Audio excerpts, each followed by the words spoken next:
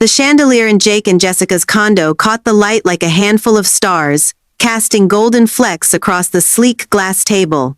The Pearl District of Portland, Oregon, glittered outside the floor-to-ceiling windows, all sharp angles and city glow. Inside, the air buzzed with laughter, the clink of wine glasses, and the faint hum of jazz from a hidden speaker. I stood near the dessert table, my fingers tracing the rim of a half-empty glass of Pinot Gris, trying to blend into the background. My green sweater and sensible loafers felt out of place among the tailored dresses and polished boots of the crowd. At 58, I'd learned to be comfortable in my own skin, but tonight, that skin felt a little too tight. I'm Debbie, and if you met me on a regular day, you'd find me knee-deep in my rose garden in Laurelhurst, or teaching kids to code at the Hollywood Senior Center. I'm not one for big parties or flashy things. My life's been about quiet moments sipping tea in my cozy kitchen, or remembering the way my Tom used to hum while he made coffee. But tonight wasn't about quiet. It was Jake and Jessica's housewarming, doubled as a celebration of what would have been my 30th wedding anniversary with Tom. My son Jake had insisted I come.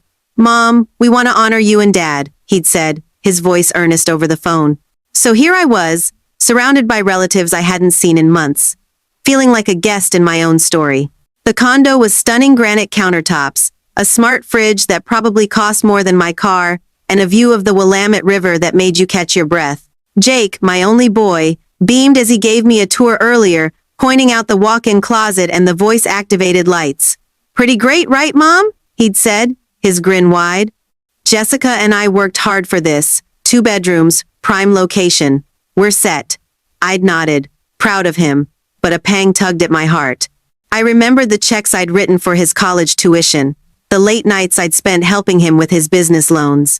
I never asked for credit, but the way he talked, it was like he and Jessica had built this life from nothing. Jessica swept into the room now, her blonde hair catching the light, her red dress hugging her like it was made for her. She was all smiles, but I'd learned to spot the edge in them. "Debbie," she called, loud enough for heads to turn. "You made it! Come, sit with us." I followed her to the table, my steps slow, feeling the eyes of cousins from Seattle and Jessica's parents from Lake Oswego on me. They whispered as I passed about my sweater, probably, or how I still hadn't joined Facebook. "She's so old-fashioned." I heard someone murmur. I let it slide, like I always did. Dinner was a blur of roasted salmon, artisanal bread, and talk about the Blazers' latest game. I picked at my plate, listening to Jessica's mother, Evelyn, brag about their new yacht. Then Jessica leaned across the table, her voice syrupy sweet. "Debbie, you're still in that little bungalow in Northeast, right?" she said, loud enough for the whole room to hear. "You should see my mom's place in Lake Oswego, 3 stories, waterfront. Real class. Maybe it's time you aimed a bit higher." The words landed like a slap. A few cousins chuckled, thinking it was a joke.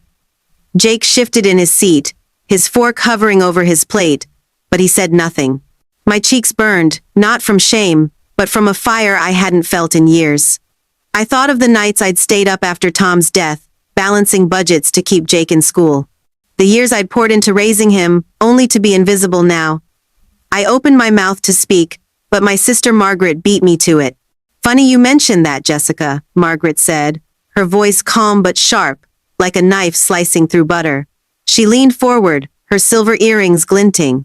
"Didn't Debbie buy that gorgeous 5-bedroom Craftsman in Laurelhurst? On Ankeny Street, right? Worth, a couple million, I'd say." The room went still. Forks paused. Glasses stopped clinking. Jessica's smile froze, her lips parting slightly. Jake's eyes widened, darting to me. Evelyn coughed into her napkin. I took a slow sip of wine, letting the moment stretch, feeling the weight of every stare. My heart was pounding, but my voice came out steady, soft as the autumn light in my garden. "It's true," I said, looking right at Jessica. "I bought it last year. 5 bedrooms, a library, a garden I spend my mornings in. It's a beautiful place, but I don't need a big house to feel at home. I just need people who see me for who I am, not what I own." A murmur rippled through the table. One cousin whispered, "Laurelhurst? That's fancy." Another passed Margaret's phone around, showing photos from my housewarming, a small gathering with my coding students and close friends, the porch lit with string lights, my roses glowing in the dusk. Jessica's face turned the color of her dress. "You're joking," she said, her voice thin. "How could you afford that?" I smiled, not unkindly. "I was a lead engineer at Intel for 20 years, Jessica. I saved, invested, sold some patents after Tom passed. It's more than enough for a comfortable life." The air shifted. Evelyn tried to change the subject, babbling about the weather. Jake stared at his plate, his jaw tight. Jessica laughed a brittle, forced sound and said, "Well, good for you, Debbie, but a big house like that, all alone, seems kind of sad." The words stung, but I was ready. "It's not sad," I said, my eyes locked on hers. "It's peaceful. I fill it with people who matter, my students, my friends, Margaret. I don't need to prove anything to anyone." The room was quiet again, but this time, it felt different. Not heavy, but alive, like the first breath after a long rain. I'd spent years being invisible, letting whispers and jabs roll off me. But tonight, I'd found my voice, and it felt like coming home. I'm Debbie, just a woman who loves her roses and her quiet evenings. I raised Jake alone after Tom passed, thinking love was enough. But sometimes, the ones you love most hurt you deepest. That night, in the glow of that chandelier, I realized something. My heart was like my garden in winter bare, but ready for spring. And spring, sweetheart, was coming. If you've ever felt unseen, like your heart's been tucked away in someone else's shadow, stick with me. This is a story about finding your light, no matter how old you are. Subscribe to hear the rest of my journey, and drop a comment below. Have you ever had to stand up for yourself? I'd love to hear your story.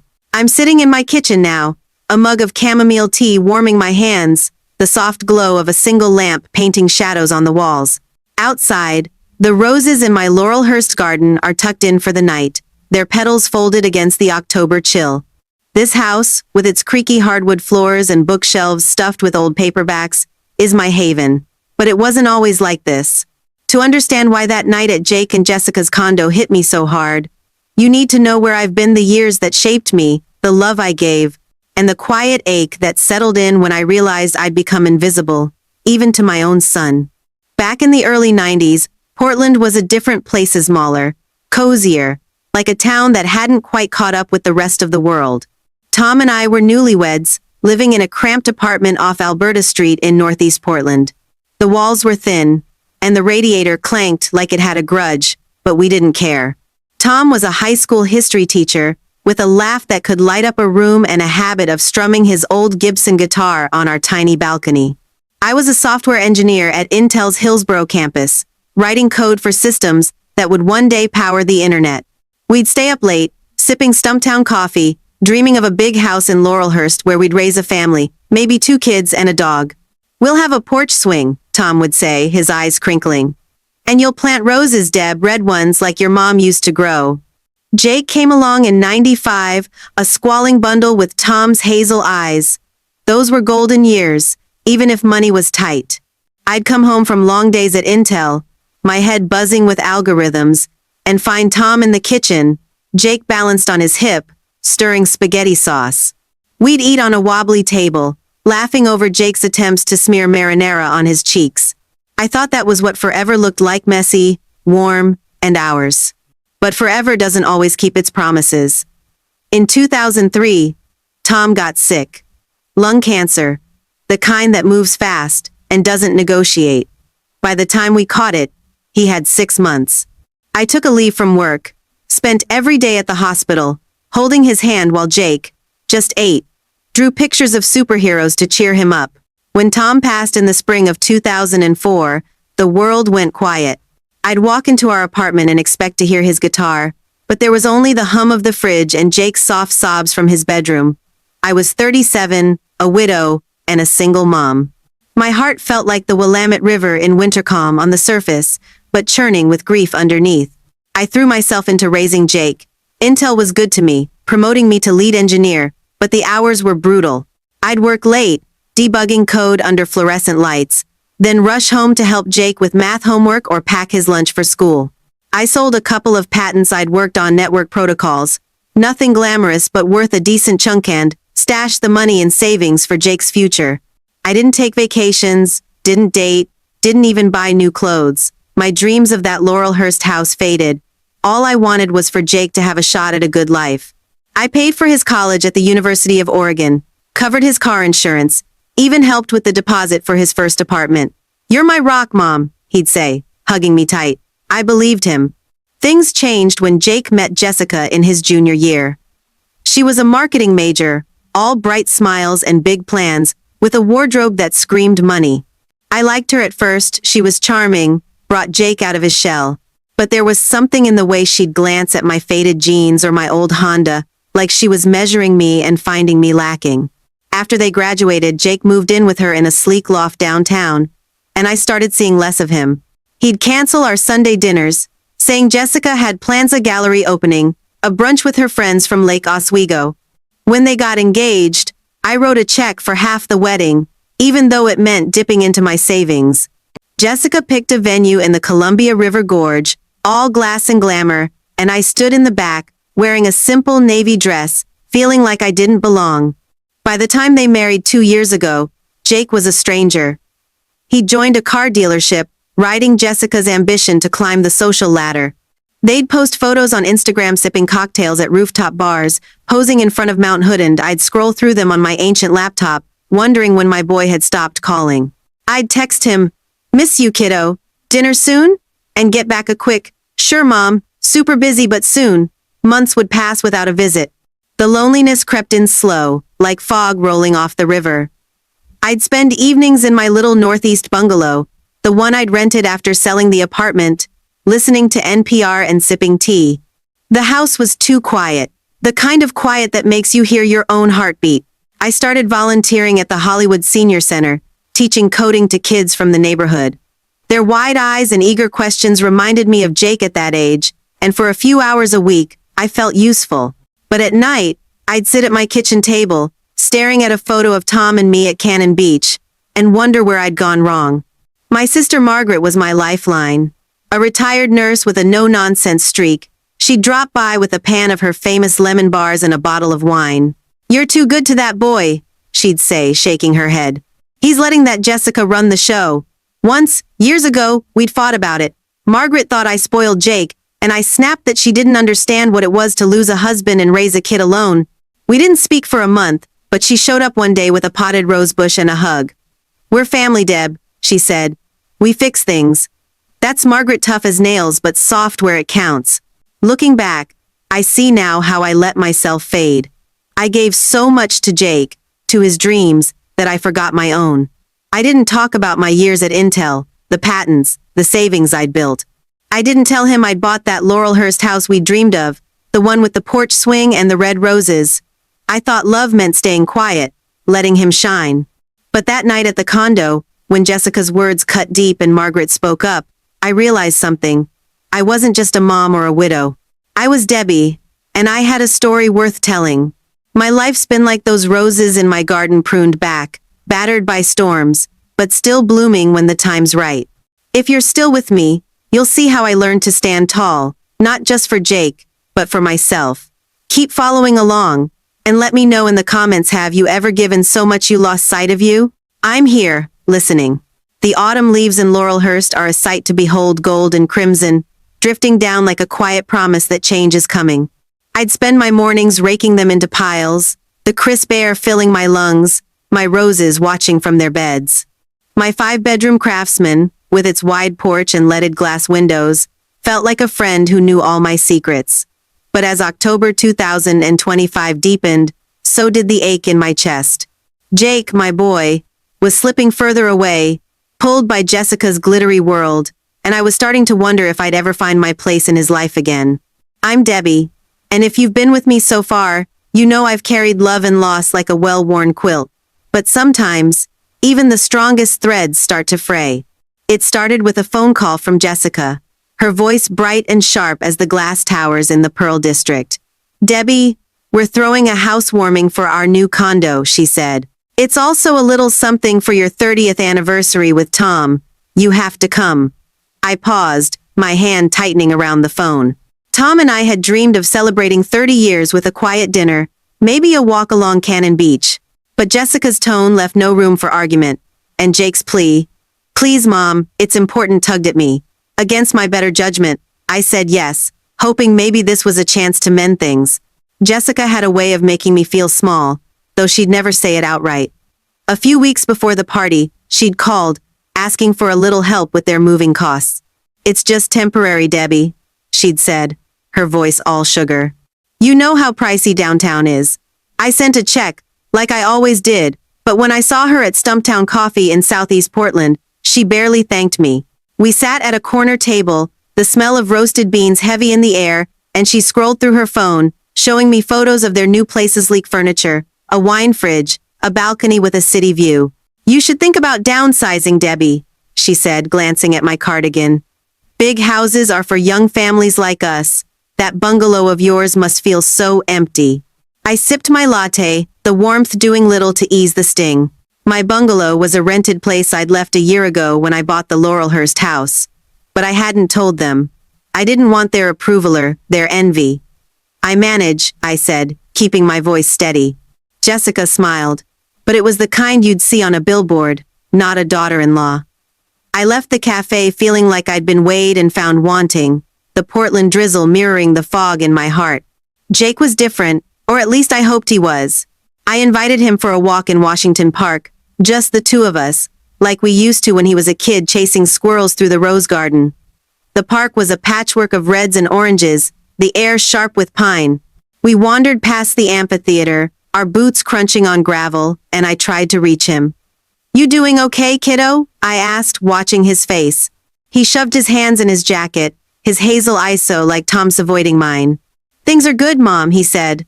"The dealership's picking up. Jessica's got big plans, a vacation home in Bend, maybe." He hesitated, then added, "She can be intense, you know, but she means well." I nodded, but my stomach twisted. I saw how Jessica's world had swallowed him, the tailored suits, the late-night networking events, the way he checked his phone every 5 minutes.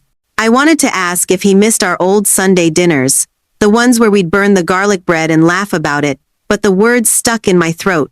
Instead, I said, "I'm here, Jake, always." He gave me a quick hug, but it felt like he was already halfway out the park. The weeks before the party were a blur of planning and doubt.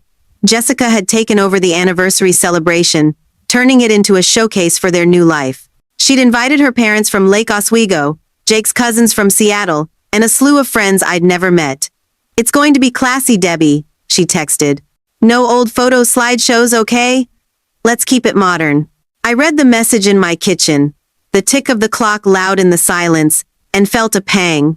This was supposed to be about Tom and me, or love, our life, but it felt like I was being erased. I decided to honor Tom my way. I spent an evening in my library, the walls lined with books we'd collected together, and pulled out our old photo album. The pages were yellowed, holding snapshots of us at Mount Tabor, Tom grinning with a fishing pole, me pregnant with Jake, our arms around each other. I traced his face with my finger, the ache of missing him as fresh as ever. Then I sewed a dress, simple, emerald green, with a soft drape that felt like me. I polished Tom's silver locket, the one he'd given me on our 10th anniversary, and tucked it under the collar. If Jessica wanted modern, fine. But I'd bring our history, our heart, to that party. Margaret came over the day before, her pickup truck rattling into my driveway. She brought a batch of her lemon bars, still warm, and we sat on my porch swing, the air smelling of damp earth and cedar. "Jessica's got nerve, turning your anniversary into her stage," she said, her gray curls bouncing as she shook her head. "You sure you want to go, Deb?" I sighed, watching a leaf spiral to the ground. "I have to, Margaret. For Jake. Maybe he'll see me this time." She squeezed my hand, her eyes soft. "He'd be a fool not to." The morning of the party, I stood in my bedroom, the dress fitting just right, the locket cool against my skin. I looked in the mirror and saw a woman who'd given everything, her youth, her dreams, her heart, to her son. But I also saw someone else, Debbie, who'd built a life from ashes, who'd planted roses and taught kids to code, who'd bought this house with her own sweat and smarts. I didn't know what the night would bring, but I felt a spark, like the first bud breaking through winter soil. Something was coming, and I was ready. Life's funny, isn't it? You give your all, hoping it's enough, only to find yourself standing on the sidelines of someone else's show. If you've ever felt like you're fading in your own story, stay with me. We're heading to that party, and it's going to change everything. Drop a comment below. Have you ever walked into a room knowing you'd have to fight to be seen? I'd love to.